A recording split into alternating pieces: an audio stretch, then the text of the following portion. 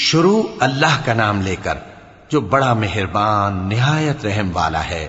طٰہٰ، اے نبی صلی اللہ علیہ وآلہ وسلم، ہم نے تم پر قرآن اس لیے نازل نہیں کیا کہ تم مشقت میں پڑ جاؤ، مگر ہر اس شخص کی نصیحت کے لیے نازل کیا ہے جو خوف رکھتا ہے۔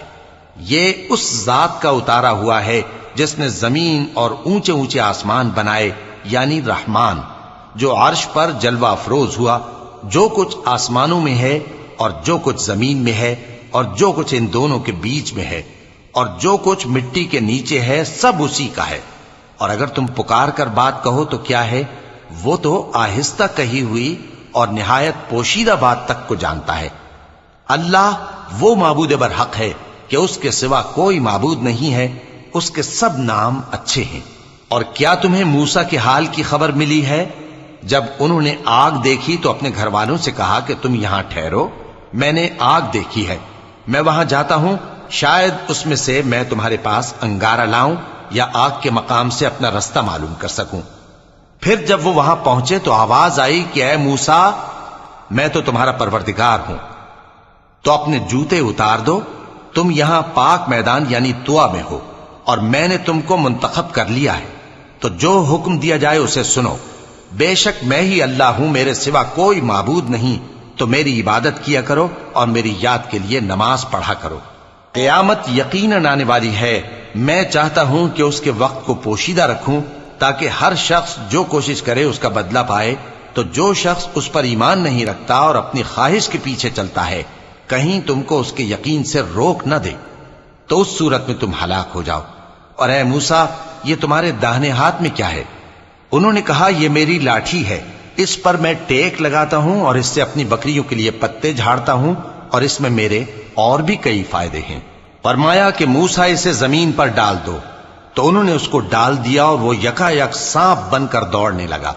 فرمایا کہ اسے پکڑ لو اور ڈرنا مت، ہم اس کو ابھی اس کی پہلی حالت پر لوٹا دیں گے، اور اپنا ہاتھ اپنی بغل میں دبا لو کہ وہ کسی عیب و بیماری کے بغیر سفید چمکتا دمکتا نکلے گا۔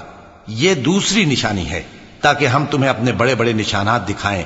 تم فرعون کے پاس جاؤ کہ وہ سرکش ہو رہا ہے۔ کہا، اے میرے پروردگار، اس کام کے لیے میرا سینہ کھول دے اور میرا کام آسان کر دے، اور میری زبان کی گرہ کھول دے تاکہ وہ میری بات سمجھ لیں، اور میرے گھر والوں میں سے ایک کو میرا وزیر یعنی مددگار مقرر فرما، یعنی میرے بھائی ہارون کو۔ اس سے میری کمر کو مضبوط کر اور اسے میرے کام میں شریک کر، تاکہ ہم تیری بہت سی تسبیح کریں اور تجھے کثرت سے یاد کریں، تو ہم کو ہر حال میں دیکھ رہا ہے۔ فرمایا، موسیٰ، تمہاری دعا قبول کی گئی، اور ہم نے تم پر ایک بار اور بھی احسان کیا تھا جب ہم نے تمہاری والدہ کو الہام کیا تھا جو تمہیں بتایا جاتا ہے۔ وہ یہ تھا کہ اسے یعنی موسیٰ کو صندوق میں رکھو، پھر اس صندوق کو دریا میں ڈال دو، تو دریا اس کو کنارے پر ڈال دے گا، اور میرا اور اس کا دشمن اسے اٹھا لے گا۔ اور موسیٰ، میں نے تم پر اپنی طرف سے محبت ڈال دی، اور اس لیے کہ تم میرے سامنے پرورش پاؤ۔ جب تمہاری بہن وہاں فرعون کے ہاں گئی اور کہنے لگی کہ میں تمہیں اس کا پتہ دوں جو اس کو پالے پوسے، تو اس طریق سے ہم نے تم کو تمہاری ماں کے پاس پہنچا دیا تاکہ ان کی آنکھیں ٹھنڈی ہوں اور وہ رنج نہ کریں۔ اور تم نے ایک شخص کو مار ڈالا تھا تو ہم نے تم کو غم سے نجات دی، اور ہم نے تمہاری کئی بار آزمائش کی، پھر تم کئی سال اہل مدین میں ٹھہرے رہے۔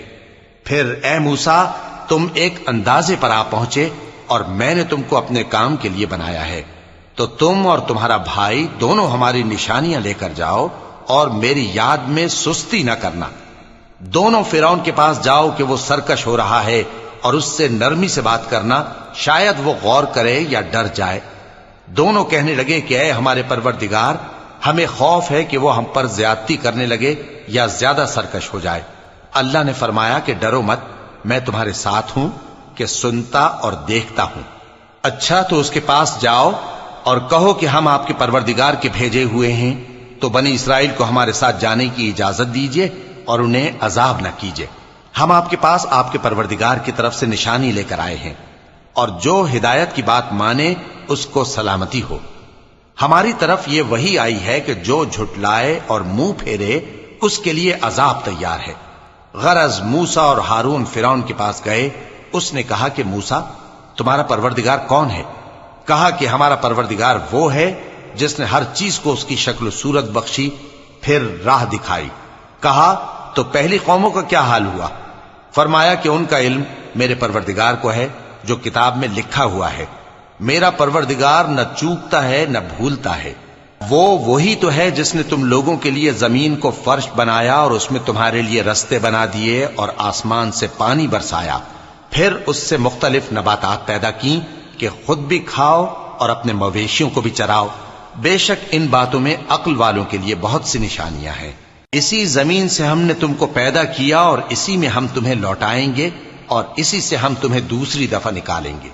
اور ہم نے فرعون کو اپنی سب نشانیاں دکھائیں مگر وہ تکذیب اور انکار ہی کرتا رہا۔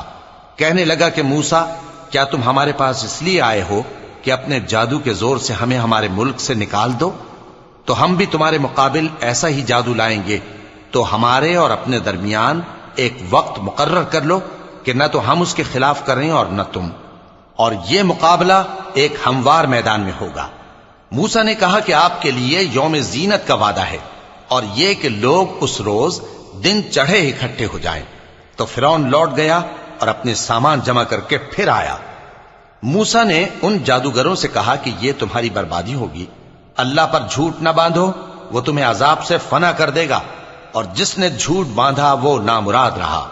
تو وہ باہم اپنے معاملے میں جھگڑنے اور چپکے سرگوشی کرنے لگے۔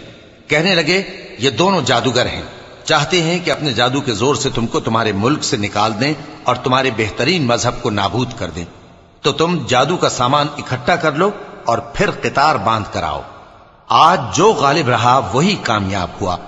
جادوگر بولے کہ موسیٰ، یا تو تم اپنی چیز ڈالو یا ہم اپنی چیزیں پہلے ڈالتے ہیں۔ موسیٰ نے کہا بلکہ تم ہی پہلے ڈالو۔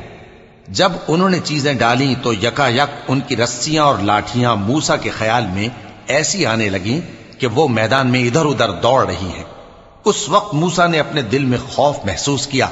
ہم نے کہا خوف نہ کرو، بلا شبہ تم ہی غالب رہو گے، اور جو چیز یعنی لاٹھی تمہارے داہنے ہاتھ میں ہے اسے ڈال دو کہ جو کچھ انہوں نے بنایا ہے اس کو وہ نگل جائے گی۔ جو کچھ انہوں نے بنایا ہے یہ تو جادوگروں کے ہتھ کنڈے ہیں، اور جادوگر جہاں بھی جائے کامیاب نہیں ہوگا۔ اس پر جادوگر سجدے میں گر پڑے، کہنے لگے کہ ہم موسیٰ اور ہارون کے پروردگار پر ایمان لائے۔ فرعون بولا کہ پیشتر اس کے کہ میں تمہیں اجازت دوں تم اس پر ایمان لے آئے؟ بے شک یہ تمہارا بڑا یعنی استاد ہے جس نے تم کو جادو سکھایا ہے، سو میں تمہارے ہاتھ اور پاؤں مخالف سمت سے کٹوا دوں گا اور تم کو کھجوروں کے تنوں پر سولی چڑھوا دوں گا، اور تم کو معلوم ہوگا کہ ہم میں سے کس کا عذاب زیادہ سخت اور دیر تک رہنے والا ہے۔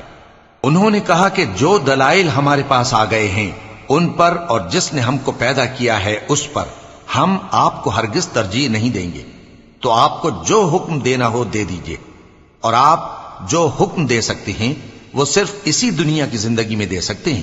ہم تو اپنے پروردگار پر ایمان لے آئے تاکہ وہ ہمارے گناہوں کو معاف کرے اور اسے بھی جو آپ نے ہم سے زبردستی جادو کرایا، اور اللہ سب سے اچھا ہے اور ہمیشہ باقی رہنے والا ہے۔ جو شخص اپنے پروردگار کے پاس گناہگار ہو کر آئے گا تو اس کے لیے جہنم ہے جس میں نہ وہ مرے گا نہ جیے گا، اور جو اس کے روبرو ایماندار ہو کر آئے گا اور عمل بھی نیک کیے ہوں گے تو ایسے لوگوں کے لیے اونچے اونچے درجے ہیں، یعنی ہمیشہ رہنے کے باغ جن کے نیچے نہریں بہ رہی ہیں، ہمیشہ ان میں رہیں گے، اور یہ اس شخص کا بدلہ ہے جو پاک ہوا۔ اور ہم نے موسیٰ کی طرف وہی بھیجی کہ ہمارے بندوں کو راتوں رات نکال لے جاؤ، پھر ان کے لیے سمندر میں لاٹھی مار کر خشک رستہ بنا دو، پھر تم کو نہ فرعون کے آ پکڑنے کا خوف ہوگا اور نہ غرق ہونے کا ڈر۔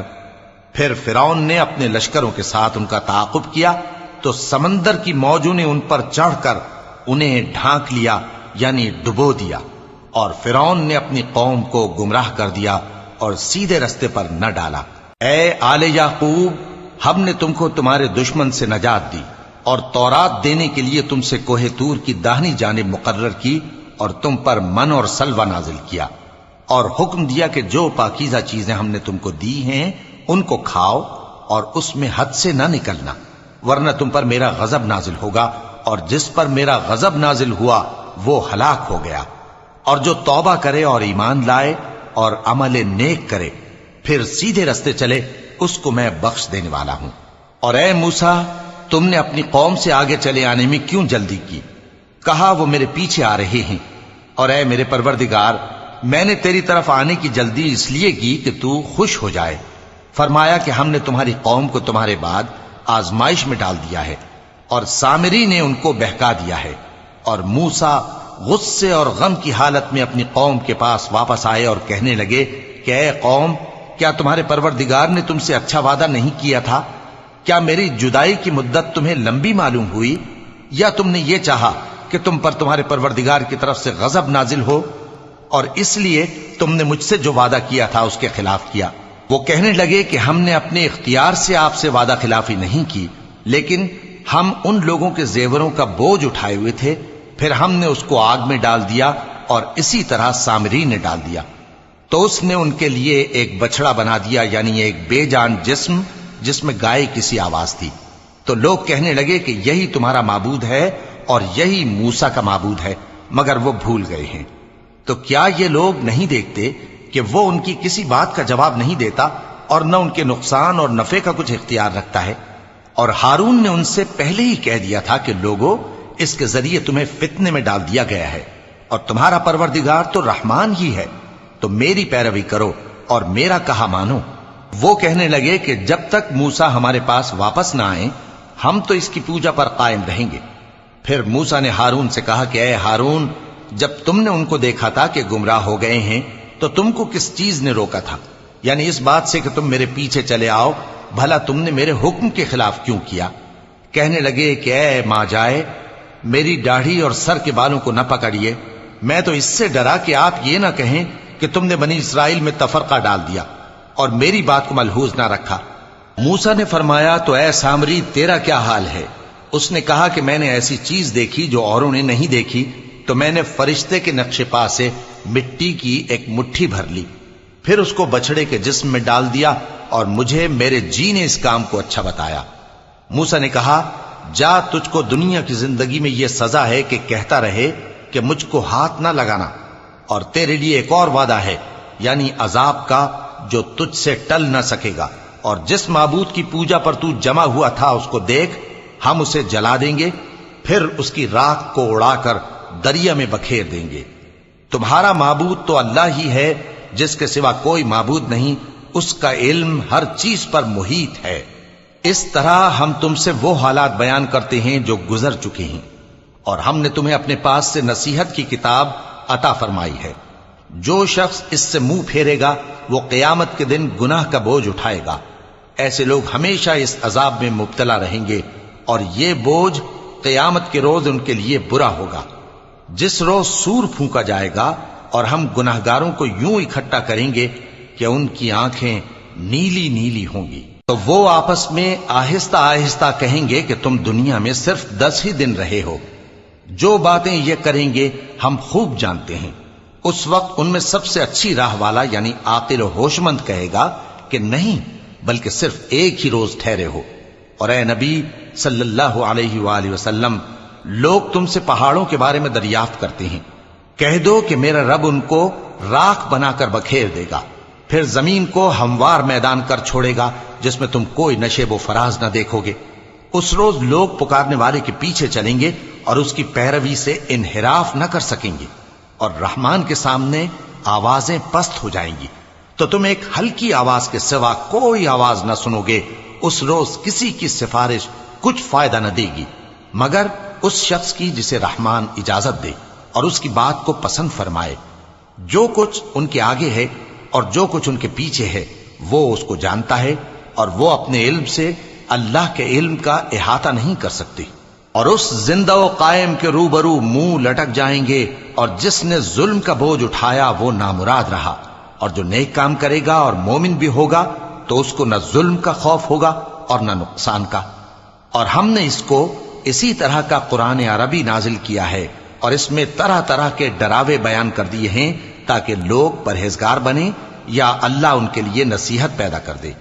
تو اللہ جو سچا بادشاہ ہے، عالی قدر ہے، اور قرآن کی وحی جو تمہاری طرف بھیجی جاتی ہے اس کے پورا ہونے سے پہلے قرآن کے پڑھنے میں جلدی نہ کیا کرو، اور دعا کرو کہ میرے پروردگار مجھے اور زیادہ علم دے۔ اور ہم نے پہلے آدم سے عہد لیا تھا مگر وہ اسے بھول گئے، اور ہم نے ان میں ارادے کی پختگی نہ پائی۔